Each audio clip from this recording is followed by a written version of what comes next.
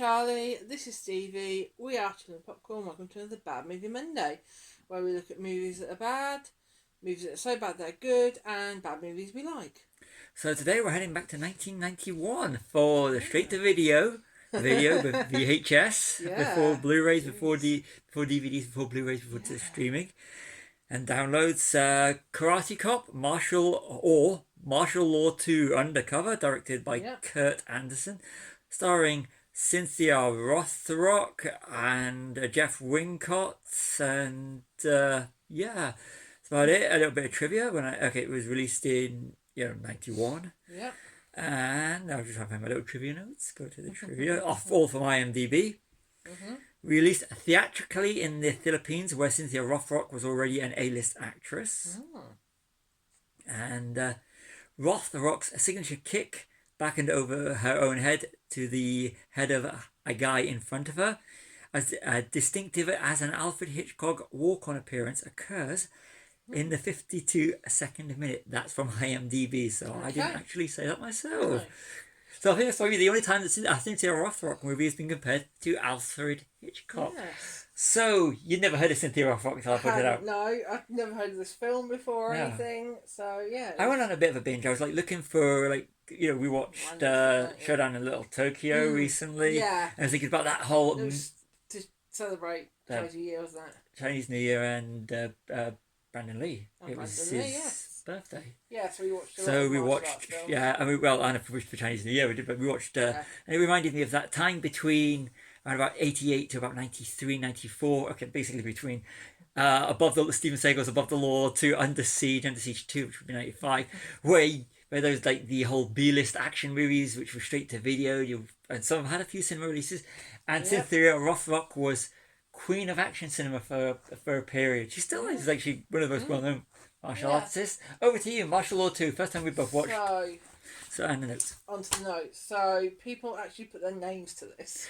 Yeah, that's when I first watched it. I actually thought people actually put their names to this. I watched it because I wanted to watch it and said, "Hey, just make a great bad movie Monday." Yeah. Yeah, people put their names to this. I mean, I would be embarrassed. They're lucky enough they've made the movie, but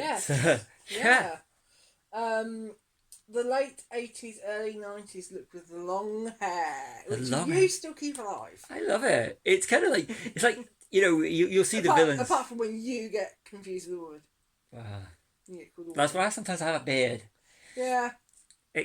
You might times you hear from behind, "Excuse me, love, excuse me, darling," but this is awfully. But in this period in time, it was like. You can see it in some of even the mainstream films where the villains have long hair, but in this one, it's like literally all the men have long hair, which was the thing at the time.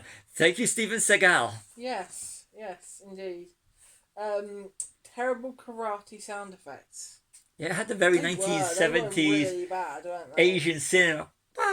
Yeah. And all that lot. It really did, and it was the smacking and when they were just doing that, and you had the whooshing sound. Yeah. It was very bad. Very bad. It was very, I say B movie, which it was a lot less than that. Yeah. After Karate Kid 3 in 89 with Terry Silver and Steven Seagal in Hard to Kill, 90s martial artists look cooler with long hair in low budget movies. They did. It was cool. I thought I grew my first ponytail. Well, I had always had long hair when I was but I actually had a ponytail because of Steven Seagal.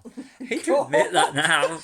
First ponytail I had it when ponytail people would do it. It was kind of like, but in this movie, it's like the scenes where this guy with his shirt off and he's just got a real this kind of length hair. Well, and he's doing great martial arts. About the ponytail thingy, ponytails and stuff. I actually, when the bad guy came on, I actually said to you, didn't I?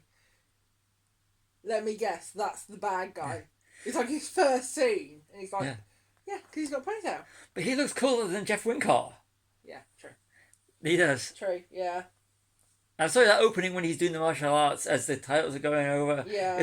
I know he's a real martial artist, but it's probably down to the directors. Really badly done. He looks like he's faking it. Yeah. The martial arts cop, who is played by Jeff Wincott. I can't remember what his character's name. Jeff Wincott. I don't know. I can't remember the character's name. Has to start a martial arts training program. doesn't he? Yeah. That's kind of what he's made detective. He's We're splitting you up with your partner, so you can start moving into a new precinct. So you can teach martial arts to cops that don't really want to learn martial arts.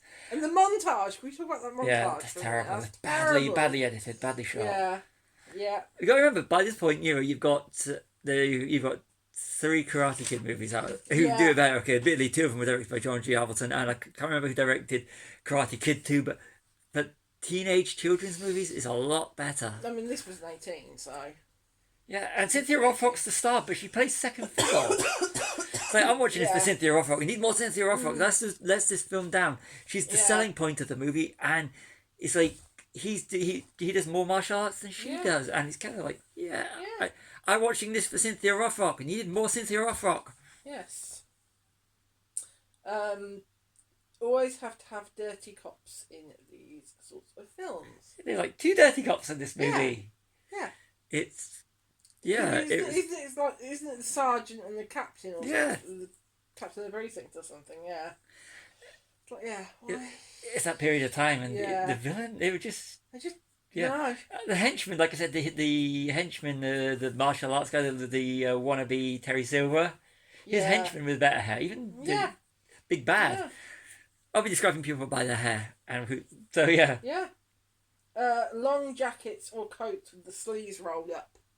Very 80s, not very practical. No, not very practical. Unless you're the Highlander. Yes, well. Connor MacLeod. Yes, we're not talking about the Highlander, are we? We're talking about martial law. We've already done a Highlander movie. Check out Bad Movie Monday playlist. Find it. Yeah. It was released at a time where teenagers, mostly male, were into martial arts films. Yeah, that period in the late 80s, early 90s, where you could just go to the video store and you'd be looking through the action film and you'd see some B-movie. To Blockbuster or whatever it was. Yeah, and you'd be like going, ooh, Cynthia Rothrock, Steven Seagal, Jean-Claude Van Damme, Dolph Lundgren. Karate Kid. No, Karate Kid was never a B-movie. No. But you go to the video... It's still a martial arts movie. And didn't say anything about B-movies. Jackie Chan. Yeah. Jackie Chan. Brandon Lee, late great Brandon Lee. But you see these ones, and you see other these like B movies, and you go, that looks cool from the poster and the picture on the front. You get it, and you go and watch it and enjoy it. Yeah. Yep. This one I didn't enjoy. First view. You said this, Stevie. Yes. Less talky, more fighty. Less talky, more fighty. Definitely. That's what lets this movie down. Less talky. These people in this movie cannot act, but more martial arts, but more better choreographed martial arts, better film martial arts, and more Cynthia Rothrock doing martial arts. And more martial arts with better sound effects. Yes. The big bad, Spencer Hamilton. Yes. Yeah. The big bad. Played by Paul Johansson. Yes. Anyway, so do people know what a matchbook is? Today. Put your answer in the comments. You know what it is? Because, you're old. Yeah, this is the sort of thing they gave out. Yeah, it's quite. It's a very thing from for a bygone era. It is, yeah. Is it the bad acting or slow pace that makes this film seem a lot longer than it actually is? Yeah, both. Yeah, I'd say both. I'd say both. It does seem longer than a 1.5 hour movie. Yeah. Always have to have the power plant. Yeah, and then don't they? But a bit of this period in time is like, where are we going to end it? I mean, look at where we're going to end it, or where it's going to be a good place to have a massive fight. Somewhere industrial. Yes. It's got to be industrial. Has to be industrial. Are they trying to use as many plot devices as possible? All we want is less plot and more action. Yeah, less plot, more action. There's a lot of different things going on, isn't there? Yeah, it's like it's for an action movie, they're trying to put a little bit of substance to it, but we don't want substance, especially badly acted substance. We want action. Good guys, bad guys, martial arts. It's called Martial Law 2. Martial Law 2. You've got to watch the first one. We will. We'll review it. I've not seen the first one. No. Stevie, you said, why are you rooting for the bad guy? Is it because he's better at martial arts? His martial arts scenes, the henchman with the long hair, the really long hair, and Spencer Hamilton. Yeah. They want to be Terry Silver. The dirty cop shoots himself at the end. Yeah. Kills himself. The one that doesn't die. Yeah, and it's like that's how you end it with Jeff Wincott and Cynthia Rothrock going up to the house and then shoots himself. Just as they're about to knock on the door, he shoots himself, Yeah, and it ends. Yeah. You don't find anything else out. No. You know, it just ends. It's a very rubbish, boring ending, really. Isn't It was, yeah. You know, you expect like at least they've done away with the other villains, but you know, it would have been nice to have seen him has a bit more closure. Yeah. Or even just showing them like the next day or something. Yeah. You know. Something, but it was just. No. Yeah. Anyway, that's it for the. Good, bad, or. I've given it 1 star. Bad movie, very boring. Yeah, I'm the same. There's no kind of sugarcoating it or anything, is it? It's just a boring film. I like that kind of. I like that as a rule. Like kind of martial arts things. It's just a bit of nonsense, but there was less. Yeah. But the acting was terrible, and the fight choreography was, and the cinematography was terrible, and the music was terrible, and the sound effects were terrible. And I know I've said it a lot in this one. Needs more Cynthia Rothrock. Yeah. And you know, she's the selling point in my opinion, and she should have been in it more. And you know, even if they just reversed the characters, you know, and had her, her as the martial arts cop or that's something. Going to teach, you know, it would have worked better than. But then would it have been because it's a woman teaching? Back in those times, I know it wasn't particular. It was. She was a good selling point. So I know, but it's sort of like coming out of an age where women are. Men were men and women. Men were the fighters. Princess Leia, Star Wars, Sarah Connor, Terminator, I know. Ellen Ripley, Alien. Different genre, of course. Different genres, yeah. But in this kind of genre, it's always predominantly the men. The action male. Men, isn't it? Yeah. Action male.